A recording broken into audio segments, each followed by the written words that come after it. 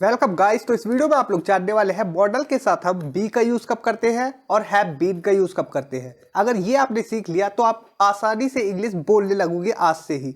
तो देखिए, मैं आप लोगों को बताने वाला हूं कि जब भी बी का यूज होता है किसी भी मॉडल वर्ब के साथ, जैसे कि यहाँ पर वुड बी है, उसके बाद ऑब्जेक्ट अगर कोई आ जाए तो होता सेंस आता है। इसी प्रकार से देखिए, वुड बी के साथ अगर कोई ऑब्जेक्ट आ जाए तो होगा भी सेंस आता है।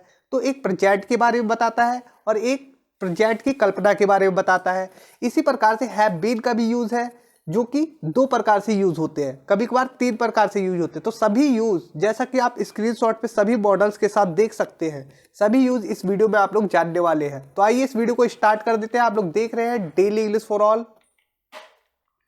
तो देखिए, सबसे पहले हम कुड हैव बीन की बात करते हैं। तो कुड हैव बीन का यूज हम दो सेंस में करते हैं। पहला, कुछ हो सकता था, और सेकंड यूज करते हैं कुछ किया जा सकता था। तो देखिए, अगर हम कुछ हो सकता था वाला सेंस लेते हैं तो इस स्ट्रक्चर का यूज करते हैं। सब्जेक्ट कुड हैव बीन, उसके बाद ऑब्जेक्ट। पेन टेबल पर हो सकता था, तो हम बोलते हैं the pen could have been on the table. मतलब कि कोई ऑब्जेक्ट कहीं पर हो सकता था। वो पार्क में हो सकता था, मैं बाजार में हो सकता था, कलम टेबल पर हो सकती थी, दूध जग में हो सकता था। इस प्रकार से, ठीक है, कोई ऑब्जेक्ट कहीं पर हो सकता था। वो घर पर हो सकता था। He could have been at home. अब देखिए, कुछ किया जा सकता था। कुछ किया जा सकता था, सबसे पहले हम ऑब्जेक्ट रखते हैं सब्जेक्ट के रूप में, ठीक है। उसके बाद कुड, उसके बाद हैव बीन, उसके बाद वर्ब की थर्ड फॉर्म। और ये पैसिव का स्ट्रक्चर होता है, आपकी जानकारी के लिए बता दूं। आइए देखिए, एग्जांपल है, उसे बुलाया जा सकता था। He could have been called, ठीक है। तो यहां पर उसे बुलाया जा सकता था। यहां पर जो ऑब्जेक्ट है वो कुछ नहीं कर रहा, मतलब कि इसे सब्जेक्ट भी कह सकते हैं, ऑब्जेक्ट भी कह सकते हैं। ये सब्जेक्ट के रूप में यूज हो रहा है, जो कि ऑब्जेक्ट है, ठीक है। वो मैच जीता जा सकता था, लेकिन कौन जीतता इसके बारे में नहीं बताया गया। बस ये बताया गया मैच जीता जा सकता था, मतलब ये पैसिव है। That match could have been won. तो यहां पर मैं आपको बताऊं, पहले आपने कुड हैव बीन का यूज देखा एक ऑब्जेक्ट के साथ, और यहां पर आप लोग कुड हैव बीन का यूज देख रहे हैं वर्ब की थर्ड फॉर्म के साथ, जो कि पैसिव है। अब ध्यान से नीचे देखिए, मॉडल का प्रयोग हम करते क्यों है। मॉडल से हम काबिलियत, राय, संभावना या जिम्मेदारी दिखाते हैं, इसलिए हम मॉडल का यूज करते हैं। वो कल खेल रहा होगा, इस सेंटेंस को हम कई प्रकार से बना सकते हैं, जैसे विल बी से बना सकते हैं, मे बी से, माइट बी से, मस्ट बी से, वुड बी से। जैसे he will be playing tomorrow, वो कल खेल रहा होगा, ठीक है, वह कल खेल रहा होगा। तो विल का यूज किया, मतलब फ्यूचर में वो कल खेल रहा होगा।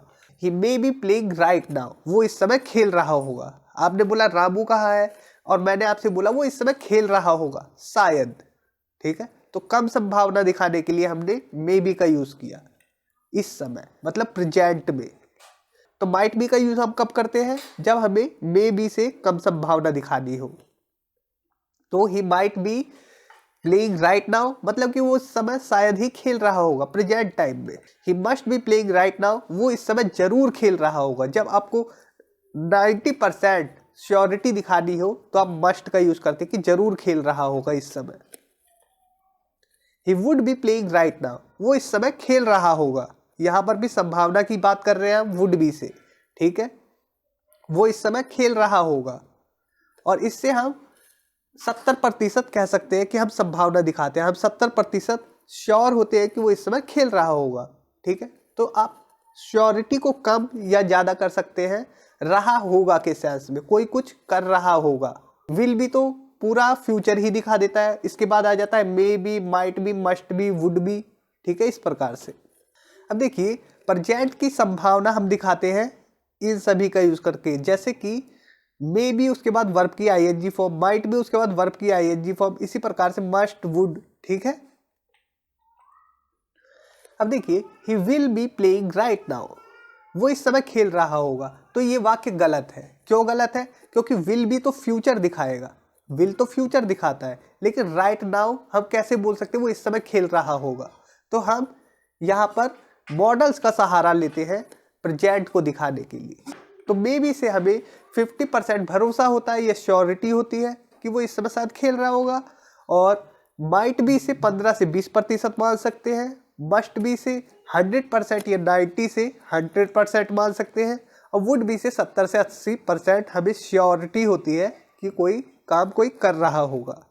अब देखिए हैव या हैज़ बीन का यूज़ कब करते हैं, किसी समय से कोई किसी अवस्था या कहीं पर है, ठीक है, किसी अवस्था में है या कहीं पर है। स्ट्रक्चर बहुत ही सिंपल है, सब्जेक्ट, उसके बाद हैव या हैज़ बीन, उसके बाद एडजेक्टिव या नाउन हो सकता है, उसके बाद फोर प्लस टाइम। जैसे मैं कुछ दिनों से घर पर हूँ तो हम बोलते हैं I have been at home for some days. वो 2 दिनों से बीमार है, he has been ill for 2 days.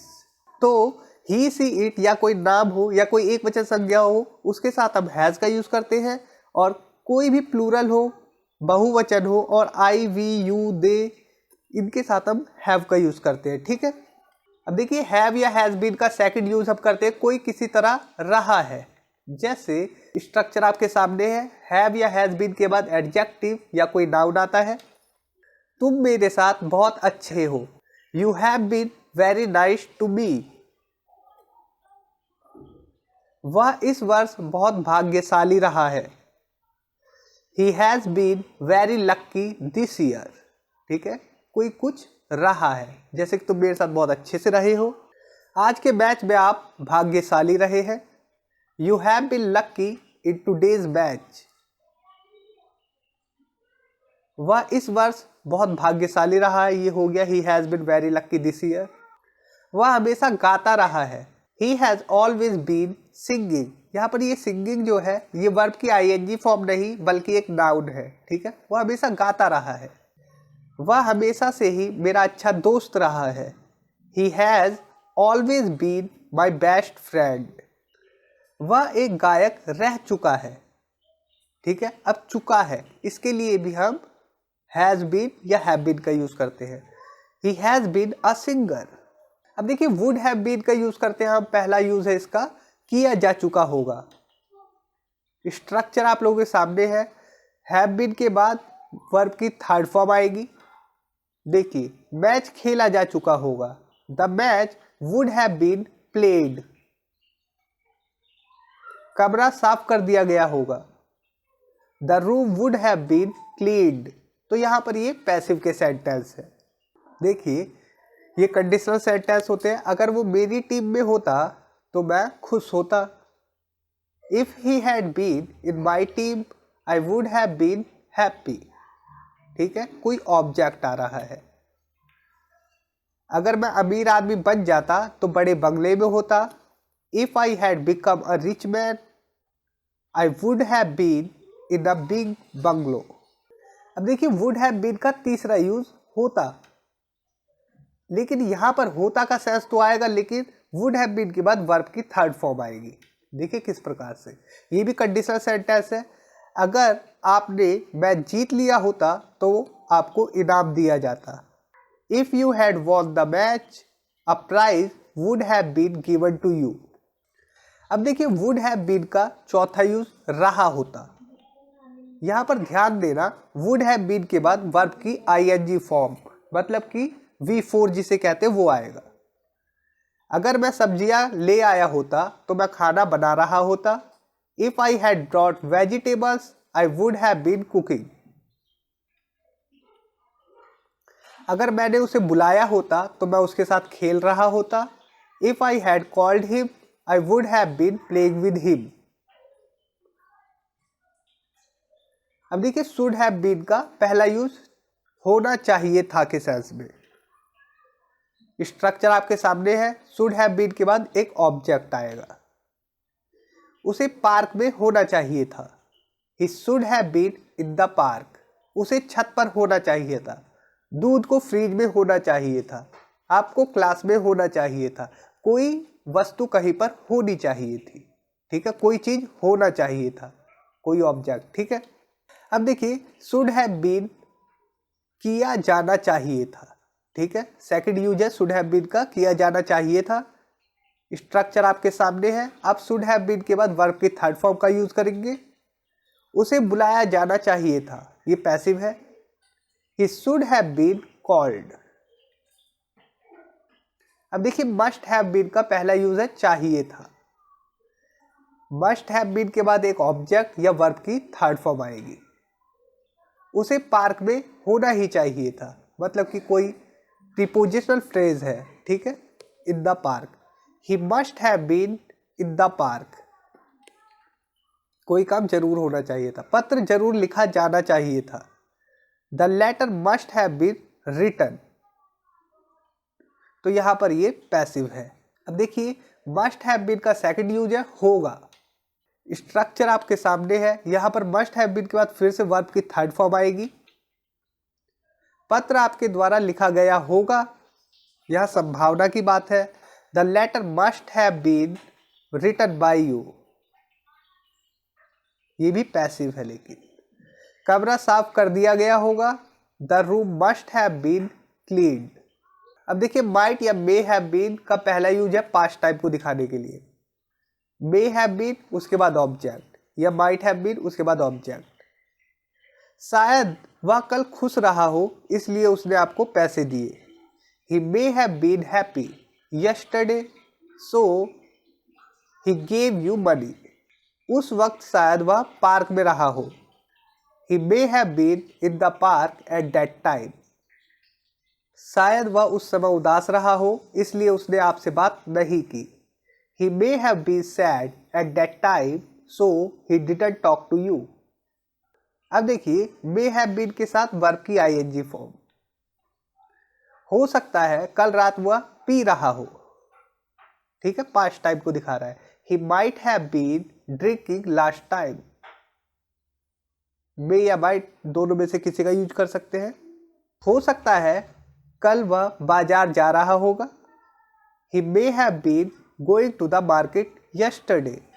अब देखिए माइट या मे हैव बीन का सेकंड यूज है कुछ किया गया होगा, संभावना दिखाने के लिए। अब वर्ब की थर्ड फॉर्म आएगी, उसके द्वारा सब्जियां लाई गई होंगी। Vegetables may have been brought by him, उसके द्वारा चाय बनाई गई होगी। The tea may have been made by him, तो यहाँ पर माइट हैव बीन करे चाहे मे हैव बीन एक ही बात है, बस थोड़ी संभावना का कम ज़्यादा हो जाती है। जैसे माइट से कम हो जाती है संभावना और मे से ज़्यादा संभावना हो जाती है, लेकिन दोनों ही पॉसिबिलिटी के बारे में बात करते हैं, तो यहाँ पर ये पैसिव है। तो दोस्तों इस वीडियो में इतना ही। उम्मीद करता हूँ ये वीडियो आप लोगों के लिए काफ़ी हेल्पफुल होगी और आप लोगों ने इस वीडियो से काफ़ी कुछ सीखा होगा। तो थैंक्स फॉर वॉचिंग। इस वीडियो पर मैं एम करता हूँ सिर्फ 500 लाइक के, तो 500 लाइक तो कर ही देना। Thanks for watching, take care, bye.